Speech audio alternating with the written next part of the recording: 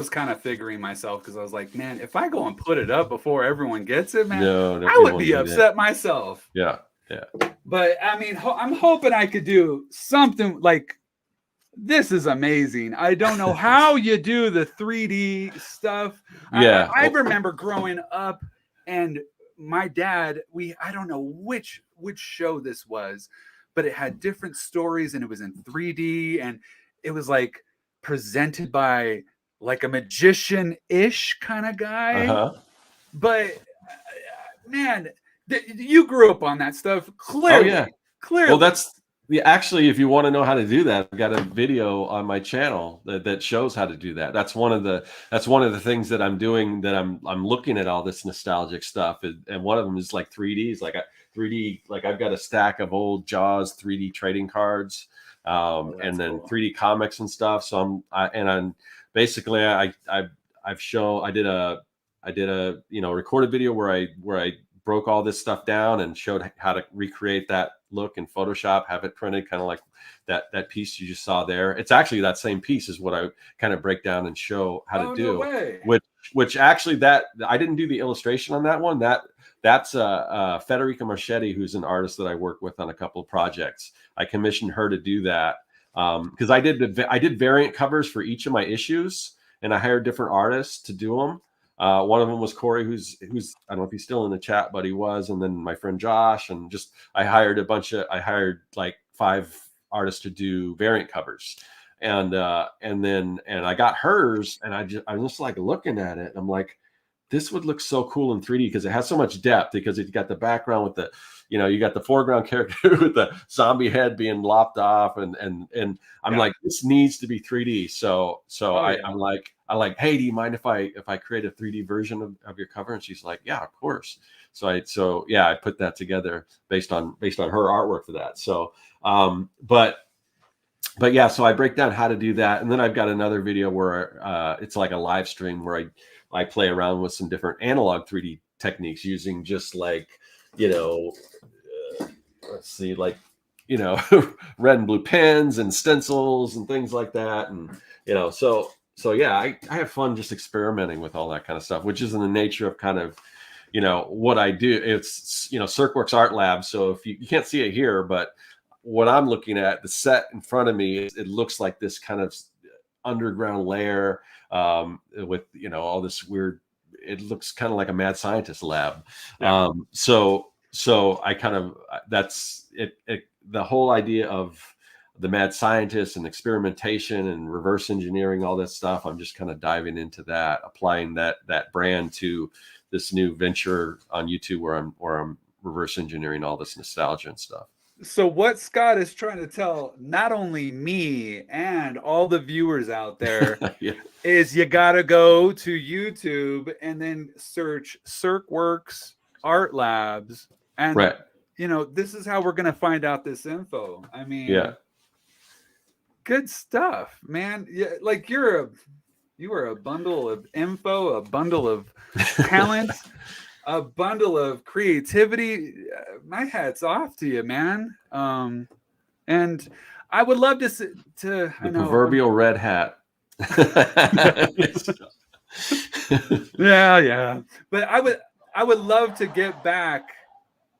Where would that come from? Anyways, I would like to get back to that topic where you said Comic-Cons.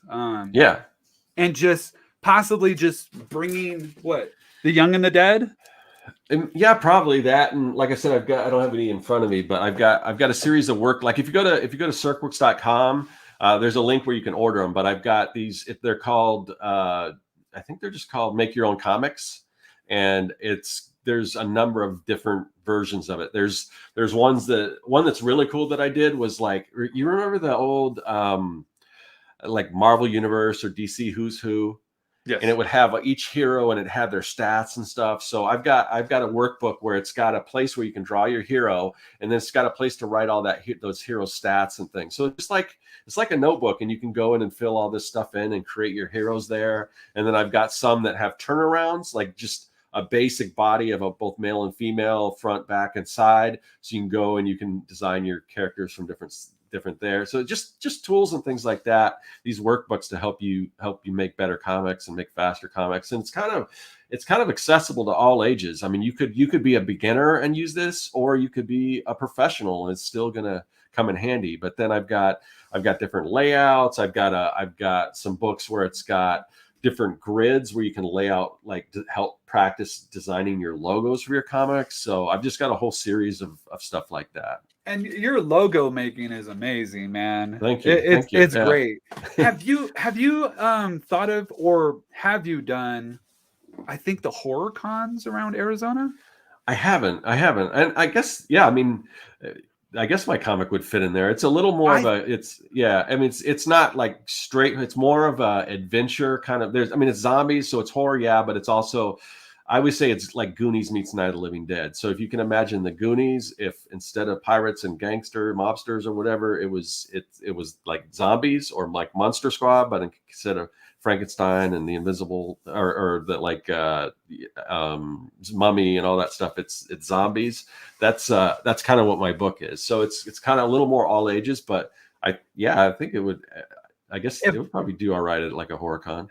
If I was a gambling man, I think you would definitely have a high probability of your target market right there. And I mean, I've never done one. I've always wanted to, just to see what they're about, but I've heard they're pretty interesting. And I think the reason why I hadn't done that is because the rest of the stuff, aside from the comic book, was more kind of sci-fi rather than horror, more giant robots and science experiments and things like that. So that's probably why I didn't necessarily go into doing horror type cons. So before we got on live, we were talking about this final, well, it's not your last. That's the most recent issue. Yeah. It's issue number 5, correct? Right. Yeah. And then there's going to be a total of how many of these? 6. So I'm working on the final issue. There's one more to go. Yeah. And it's a larger, supposed to be coming out, huh? Yeah. Yep. I want it. I need it. The reason why sometimes I don't talk about like it being the last issue or given any kind of schedule, because honestly, this project it's a labor of love type of thing. It's something that's kind of, I'm always working on it here or there, but it's not like, I mean, comics don't, I don't pay the bill with at least those kind of comics. I've done like more comics for like corporations and things like that those do all right. And they're a little more, I can monetize them a little better. But not that, I mean, I do, like I said, I do a Kickstarter, and I'll definitely pay for the books and get them out there and all that kind of stuff, and then some. But so it's basically what I'm saying is it's kind of always in the back burner. I'm working on an hour or a half hour a day or whatever. Usually, hopefully daily. I've kind of fallen off on getting back into it, but so it just takes me a while. It's like they're single issue size, and a lot of people are in the habit of, a single issue comes out every month. It takes me sometimes it'll take me a year or more to put out a single issue. So I've been doing it for a while, but it's just kind of one of those things that I just work on at my own pace, and then when I get it done. But it is so cool to kind of see the light in the tunnel to wrap everything up, and this issue is going a little faster than the other issues as far as I'm pretty close to being done penciling it, and then I get to ink it, and then it's in black and white, but I'll do the shading, and then I get to do the lettering and all that stuff like that. But so the plan to do another Kickstarter? Well, yeah, and I don't exactly know what I'm going to do with the next Kickstarter. I think what I might do, because I might collect everything together in one volume, but I still want to have that individual issue available for anyone that's collecting single issues. So I'm not exactly sure how I'm going to do that, but I think it would do better as a full kind of volume. So I don't know if it would make sense to do the single issue last issue Kickstarter and then later run a full volume thing or not, or just do it all at once. So I'm not exactly sure yet how to do that, what I want to do there. Decisions, yeah, man. Yeah. So then you will. So ultimately the end goal is to make a trade paperback out of Yeah, it. yeah. That And was then the goal from the beginning. And this is the one big advice I give to anyone that's making comics is that, if you set out to do a 200 something odd page comic, and comics just take a long time to do, and sometimes that can get a little overwhelming, and then you're like, oh, I'm never going to get this done. A lot of people that set their sights big, they want to create their big giant epic, their Lord of the Rings or whatever, and they spend all this time world building and all that, and they never get around to it. And if they do get around to drawing, especially if it's your first time making a comic, a lot of people will just like, this is too much, and a lot of people don't get anywhere close to finishing it. So my workaround for that is just start small. And me starting small, originally it was going to be like an 8-page story, and it was going to be a throwaway. I mean, I had this idea. I'm just trying to, because it was part of this thing called the mini comics dump truck, which is a thing everyone creates a mini comic, like 8-page mini comic. And then at the end, everyone trades their own comics, so everyone gets a whole bunch of comics for the one that they make. And so I started working on this mini comic, and I'm like, I just want to come up with a simple idea that I can do in 8 pages. I'm like, oh, kids fighting zombies, that'd be fun, and it's pretty basic.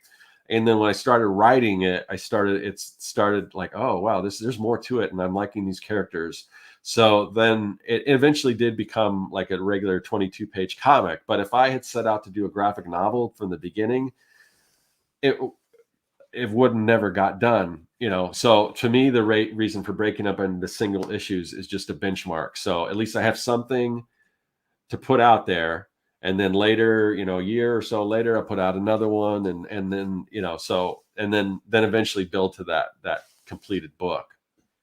that's something that I'm trying to tell my own kids. Yeah, Like, instead of having this grandiose yeah, idea and trying to, I say this, instead of trying to eat a 10-foot gummy bear in one bite, right, it ain't gonna happen. You gotta take right, small bites out of it, and yeah, eventually you'll eat that 10-foot gummy bear. yeah, exactly, yeah, yeah. But no, oh, that is really exciting. But also, I've got a question. After reading all 5 issues, my question is this: who is Scott Serklin most like in The Young and the Dead? Which Oh, character? definitely the character Sam is. So a lot of these characters are based on, like, if it takes place in the 80s, if we're growing up, he's the same age, Sam, the main character, same age I was, in whatever time that in the 80s. And a lot of the other kids are based on either kids I grew up with or an amalgamation of a couple kids I grew up with. So and some of them are just kind of are I just invented out of whole cloth or whatever. But for the most part, a lot of the personalities and stuff are based on kids that I grew up with or that had known. So Sam and his brother Tad, that's me and my little brother, or those characters are loosely based on that. Like if I was in a zombie apocalypse, what it would have been like, and there's a lot of differences. My dad wasn't a I biochemical was gonna engineer ask or that. anything like that. I was seriously gonna ask No. that question. No, my dad was in the swimming pool business. So yeah, but so yeah, I mean, and it's not necessarily like a Mary Sue type thing. It's just, I find that it's easier to write characters that you like. If I can look at somebody like I grew up with, like the character Mitch is based on a character, but based on a friend of mine, Mike, that I grew up, and he was just kind of a big troublemaker, you know. And And that was he would Sam. always get me in trouble. That was Yeah, Sam's best friend, right? Yeah. yeah, and he's kind of, yeah, he's, and he kind of makes all these pervy remarks and things like that. So it's based on one of my friends growing up. So it's easy for me to just say, oh, I know what this character is saying in this situation because I know that dude, you know. And so it's easy, so I kind of just model sort of the personalities, and he's like, Sam's kind of, I guess he's sort of this de facto sort of leader, but he's not really a leader. And he just happens to be, he happens to be related to somebody that could help, and everyone's kind of got their part. Each kid has their little thing that will come into play as far as, how everything turns out. So yeah. No, that's cool. That's really cool. I really enjoyed each issue. I'm gonna pass it off to my kids just so they can experience it. That's awesome. Yeah. And I was gonna say something else. What was it? I feel like Chris Farley, SNL. So you were in the Beatles. So yeah. So yeah. Fantastic. What was I gonna say? There was something else about the comic, man. Oh, darn it. So you're gonna plan is to make a trade paperback. What else? Oh, there was something I wanted to bring up. It was, speaking of comics, what were the comics that you were collecting? When did you start collecting comics, if you did? Okay, so I was first. I had to think back because I'm doing all this nostalgic stuff, and I think the first comic book that I probably was introduced to was a Bob's Big Boy comic, and I didn't realize that until later. Because are you familiar with Bob's Big Boy?